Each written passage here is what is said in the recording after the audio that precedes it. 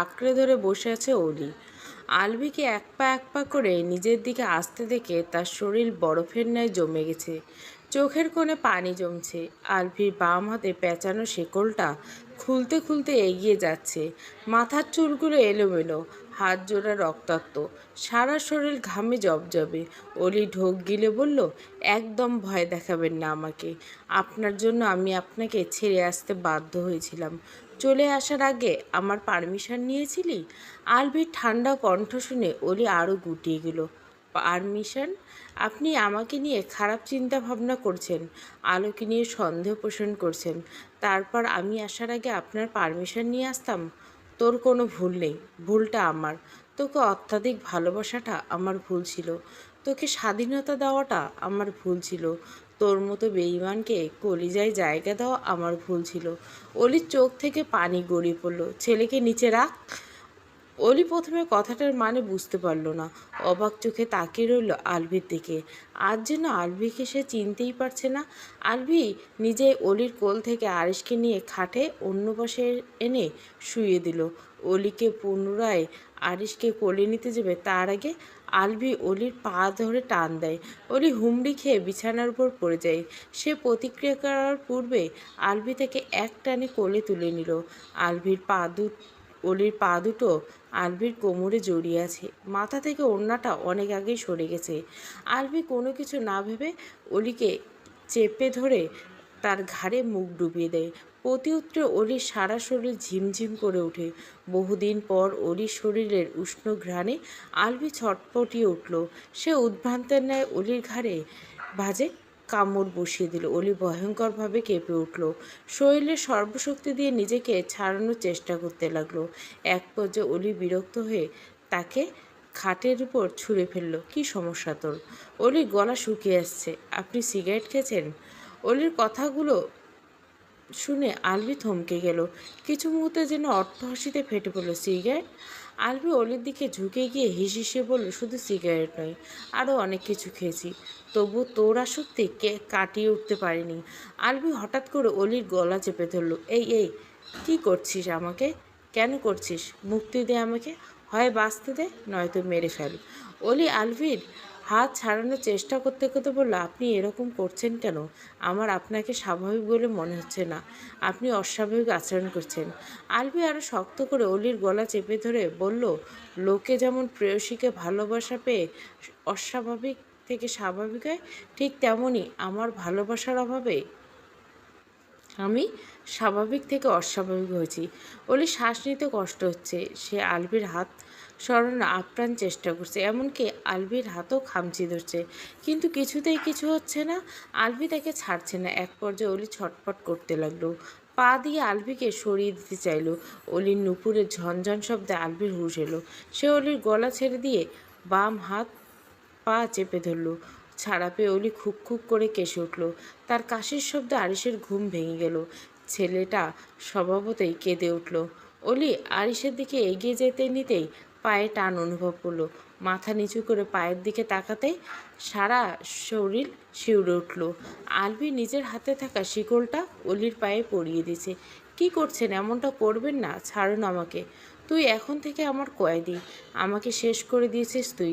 শাস্তি হিসেবে তোকে বন্দি জীবন কাটাতে হবে। এই জীবনে আর স্বাধীনতার মুখ দেখবি না। ইচ্ছে তো করছে যেই পা দিয়ে আমার থেকে দূরে আসার সাহস দেখিয়েছিস সেই পা ভেঙে ফেলতে, কিন্তু না, আমি তার চেয়েও কঠিন শাস্তি দেব তোকে। তোর পা থাকবে, কিন্তু নিজের ইচ্ছে মতো হাঁটার ক্ষমতা থাকবে না। আরিশের কান্নার শব্দে অলি পুনরায় হামাগুড়ি দিয়ে তার কাছে যেতে নেয়, কিন্তু শেকলের অপর প্রান্তে আরভির হাতে থাকায় সে আরিশ অবধি পৌঁছাতে পারে না। বাচ্চাটা কাঁদছে, ছাড়ুন আমাকে। আলভি কিছুক্ষণ ঠায় দাঁড়িয়ে থেকে হুট করে শেকলটা অন্য প্রান্তে খাটের সাথে আটকে দিল। অলি আবারও শব্দ করে কেঁদে উঠল। আলভি সব কিছু উপেক্ষা করে এগিয়ে গিয়ে আরিশকে কোলে তুলে নিল। বাবার কোলে উঠতে আরিশের কান্না থেমেই যায়। ঠোঁট ফুলিয়ে টলমলে নয়নে বাবার দিকে তাকিয়ে থাকে। আলভি আরিশকে চুমু দিতে গিয়ে নিজেকে সংযতন করলো। আজ যাই হোক, সিগারেটের উটকো গন্ধ নিয়ে সে ছেলেকে প্রথমবার চুমু খেতে চায় না।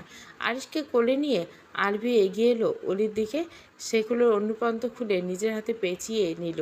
তোর যা যা আছে সব গুছিয়ে নে, একটা শুধুও যেন এই বাড়িতে না থাকে। সময় মাত্র 5 মিনিট। অলি ভ্রুক্ষেপ করলো না, নির্জীব পদার্থের ন্যায় খাটের উপর পড়ে রইল। আমাকে কঠোর হতে বাধ্য করিস না, আমাকে সামলানোর ক্ষমতা এখনো হয়নি তোর। আমি নিয়ন্ত্রণহীন হয়ে গেলে তোর মৃত্যু নিশ্চিত, সেই সাথে আলো আর আমারও মৃত্যু হবে। অলি এবার মাথা তুলে আলবির দিকে তাকালো, তারপর নিজেকে খাট থেকে টেনে তুলে ওয়ার্ড্রপের দিকে এগিয়ে গেল।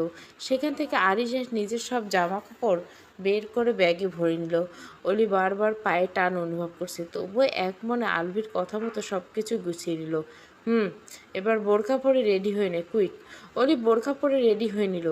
আলভির ডান হাতে আরিশ, বাম হাতে শেকল পেঁচানো, সেই হাতে ব্যাগগুলো নিয়ে রুম থেকে বেরিয়ে এলো। রুমের বাইরে সবাই তাদের বের হওয়ার অপেক্ষাতে ছিল।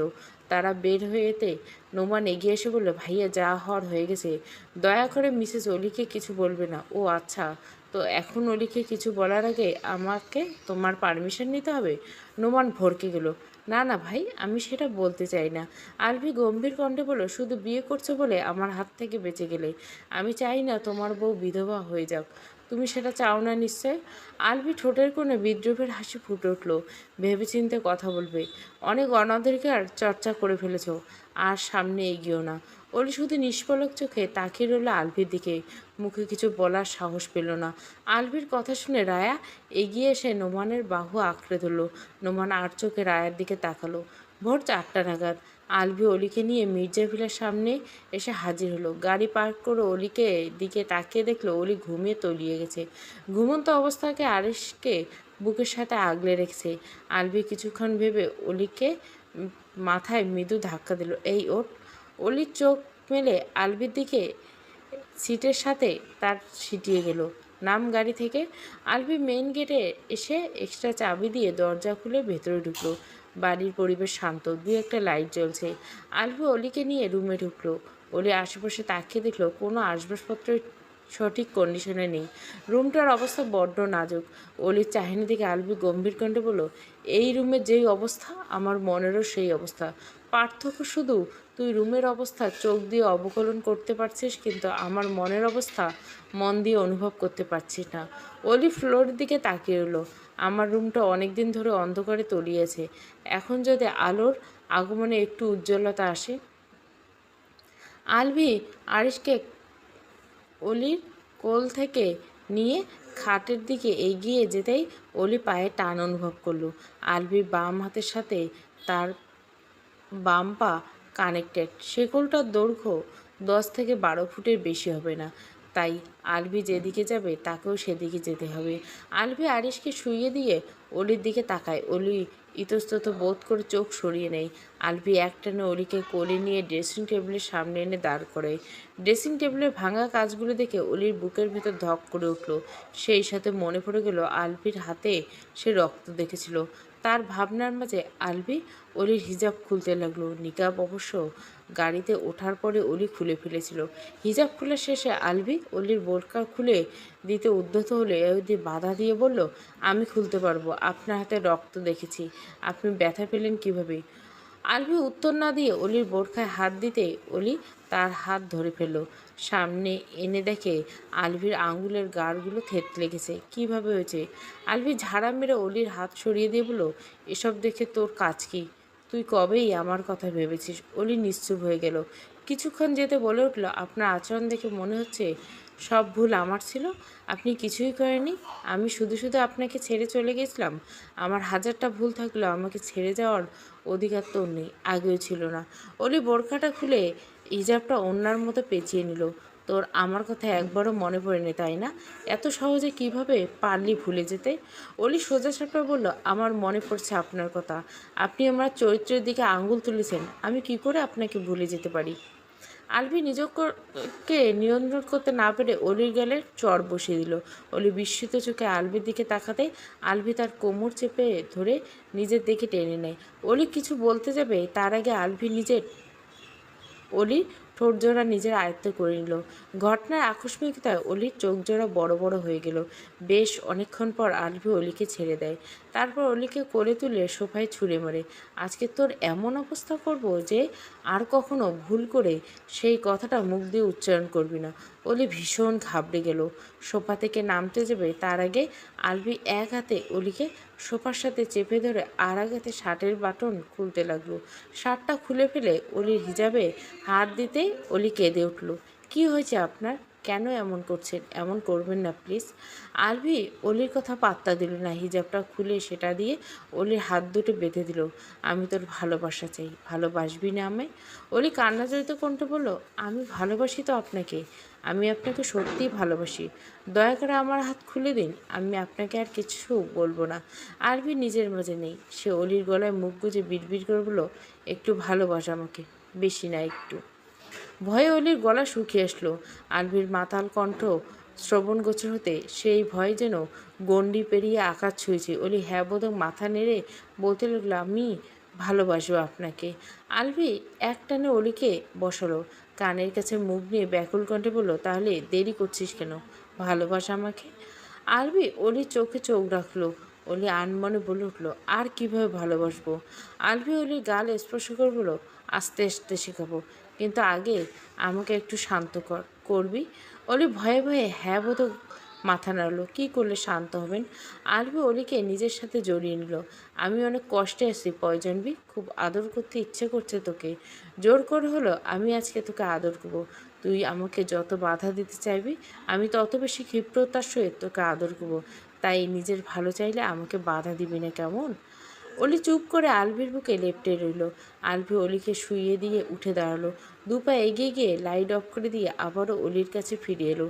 তোকে একটুও কষ্ট না দিতে পারলে আমি শান্ত হতে পারছি না। ভীষণ কষ্ট হচ্ছে আমার। তোর ভালোবাসা কেন আমি পাচ্ছি না? এই বিরহ আর সহ্য হচ্ছে না আমার। তোর মনটা কি দিয়ে গড়েছে আল্লাহ? আদৌ তোর মাঝে হাড় আছে তো? কিভাবে পারলি আমাকে ছাড়া থাকতে বল? অলি কিছু বলতে পারলো না। ঠোঁট চেপে কেঁদে উঠল। আলভি অলির গলায় কিস করতে লাগলো। বেশ কিছুক্ষণ পর অলির কানের কাছে মুখ নিয়ে কাতর গলা বলল, আমাকে পাগল বানিয়ে ফেলছিস কেন?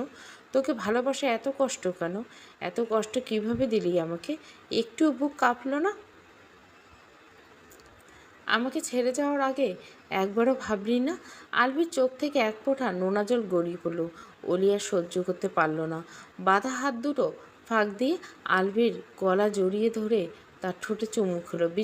কিছুক্ষণ পর আলভি বলে উঠল, এভাবে আমাকে আরও পাগল বানিয়ে ফেলার পরিকল্পনা করছিস? আর পাগল বানাতে হবে না। এবার ছেড়ে যেতে গেলে আমি এমনিতেও বাঁচব না। আমি বাঁচতে চাই, বিশ্বাস কর। আমি মরে যেতে চাই না।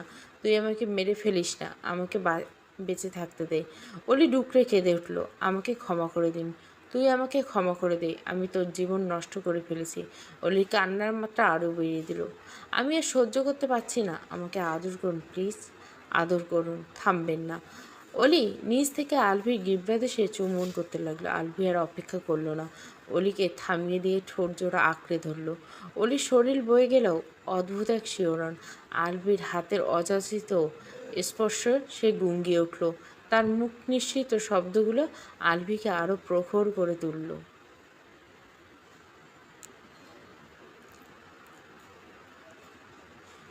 15 বছর বয়সী মা, পর্ব 35। পুরো গল্প প্লেলিস্টে। ফয়জুর রহমান আজকে আবারও দিয়ে দিলাম, পড়ে নিও।